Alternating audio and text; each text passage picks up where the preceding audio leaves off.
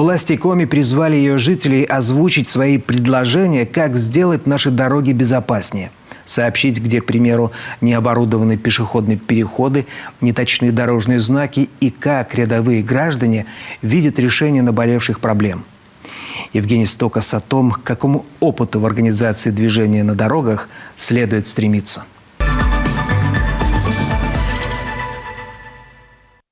Как бы ни старались годами самые разные ведомства, люди в погонах и без, спокойнее на дорогах Коми не становятся. Случаются ДТП с участием пешеходов, в том числе и совсем юных. Самое резонансное – дело теперь уже печально известной Ирины Шеремет, которая сбила сначала 8-летнего мальчика, а потом насмерть 38-летнюю женщину. За прошлый год в республике случилось 221 ДТП с пешеходами, 14 человек погибли. 95 из этих происшествий случились на пешеходных переходах. Центр управления регионом республики провел анализ запросов жителей Коми в соцсетях, который показал, что сейчас запрос на безопасность пешеходов крайне высок. У нас есть комиссия по безопасности дорожного движения, на основании заседаний которой формируется некий план организации безопасности дорожного движения в городах и районах. Очевидно, что до недавнего времени он не был согласован с жителями республики Коми, которые каждый день ходят по нашим улицам и видят, какие участки дорог безопасны, какие небезопасны. И правда, кто сможет лучше объяснить, что не так с их зеброй или светофором, чем сами люди, которые по этим зебрам и тротуарам ходят каждый день? Возможно, пешеходный переход устроен нелогично или с нарушениями, или светофор не издает звуковой сигнал, и люди незрячие не могут перейти дорогу. Примеров таких в нашей республике множество.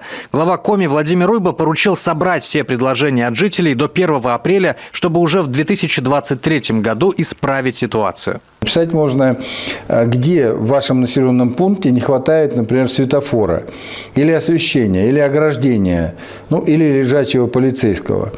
После этого мы составим перечень проблемных участков, проведем комиссионное обследование и сформируем план по устранению вот этих вами объявленных недостатков. Итак, как сообщить о проблемном участке? Вот по этому QR-коду можно быстро перейти к специальной форме, в которой нужно указать свои данные, описать проблему и прикрепить фотографии проблемного участка. Найти ссылку на форму можно также на сайте rkomi.ru и в группах Центра управления регионом в соцсетях.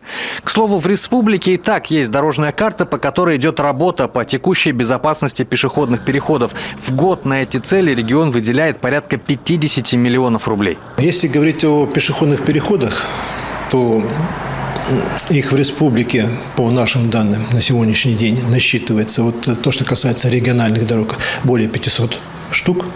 То, что касается дорог местного значения, их более 2000. По опыту оборудовать один пешеходный переход вблизи образовательного учреждения – это где-то в пределах 500 тысяч рублей. Вблизи социальных объектов обязательно укладывается лежачий полицейский, возводятся барьеры, знаки и желтый мигающий светофор. Большая часть пешеходных переходов на дорогах регионального значения оборудованы по нормативам, чего не скажешь о местных.